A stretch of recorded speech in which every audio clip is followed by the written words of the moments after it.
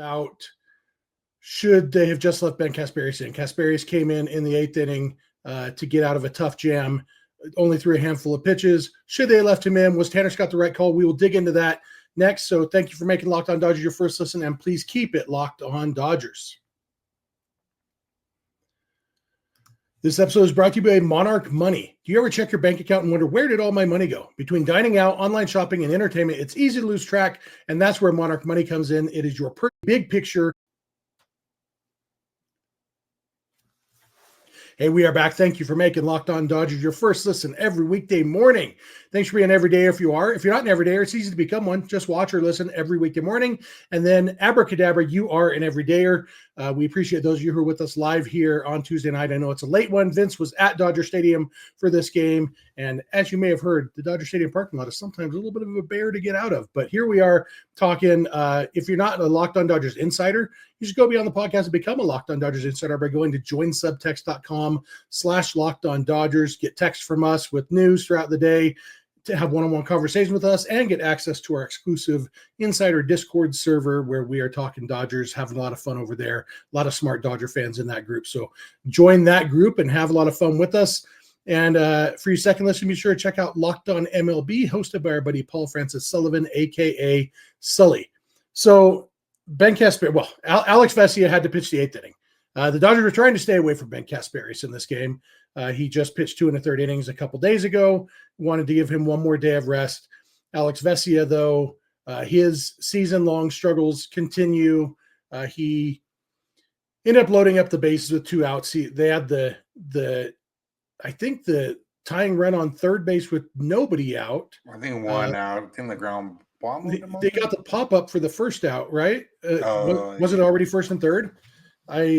I think I can't remember for sure. I think it was a leadoff double and then the bunt single. Double and bunt single. Bunt single. So yeah, the tying run on third base with nobody out. He got a pop up, gets a second out. They intentionally walk Marte, and then at that point, there's no way that you can leave Vesia in to face Gurriel. So they went to Ben Kasperius, and he got out of it. He did awesome.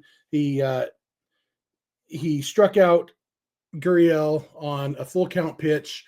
It was only a full count because of a pitch clock violation that was kind of wonky. All in all, Kasperius threw 6 pitches to Gurriel, gets out of the inning. Huge moment in the game to keep the Dodgers up 1-0.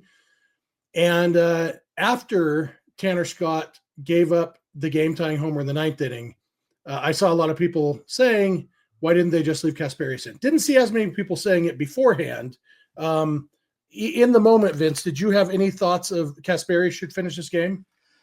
Yeah, I'm not gonna lie. I definitely did think that Kasperius should have finished the game. I didn't remember that he threw 37 pitches on the 17th, and today's the 20th. So, the first reaction was not based on what's going on.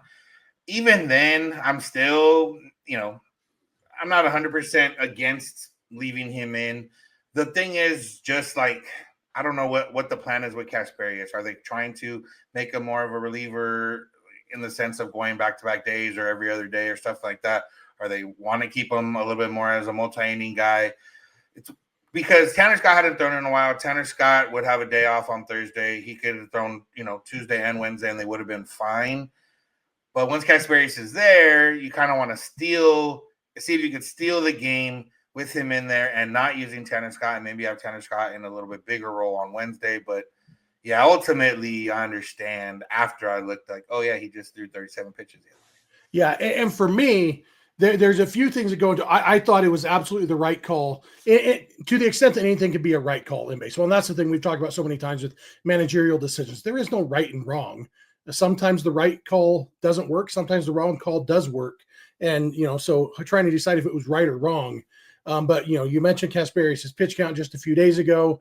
Also, there's the fact that Tanner Scott had thrown 18 pitches in the last 10 days. If anything, they needed to get him in the game so he didn't get rusty. And maybe they were a day too late on that. But also, Tanner Scott, in his last 17 appearances, 16 of them have been scoreless. He has allowed one solo home run in his last 17 appearances. That's a 0.54 ERA, 10 base runners in 17 innings, 16 and 2/3 innings over that time. Just absolutely dominant. His first 4 or 5 games with the Dodgers were rough. The last 17 before tonight have been absolutely dominant. He has been 100% the guy that they signed him to be, which is their closer, And in a game where they were trying to stay away from Casparius completely, to the extent that they brought in Alex Vesia in a one-run game, it totally made sense to me to, go to your closer, go to your high-paid closer to close out this game. It didn't work out. Also, the other thing is who the D-backs had coming up. They had Josh Naylor and then Gabriel Moreno, who ended up hitting the home run, and then Pavin Smith. Naylor and Smith are both left-handed. Casparius against lefties this year has a, 815 OPS allowed against lefties, 418 against righties. Casparius, for as good as he has been twice as good against righties as he has been against lefties. Naylor and Smith are both better hitters than Moreno. Yes, Moreno hit the home run. I get it. But 2 of the 3 guys coming up are the 2 best hitters coming up, and they both hit left-handed. Like, I feel like it was, I don't say things are right or wrong very often when it comes to managerial decisions, but this is as close to a right decision as you can get. It just didn't work out because Tanner Scott threw a bad pitch to Gabby Moreno, Yeah, my initial thought on Casparius staying in was simply just try to use as least amount of pitchers as possible so you can use a more amount of pitchers in the next game. Again, not factoring in, okay, Tanner Scott hasn't thrown a lot, and Casparius did throw a lot the other day. So it was just, as simple as that. But yeah, I mean, you go to your closer in the 9th inning in a 1-run game, especially a guy that's been really good lately, especially a guy, like everything you mentioned,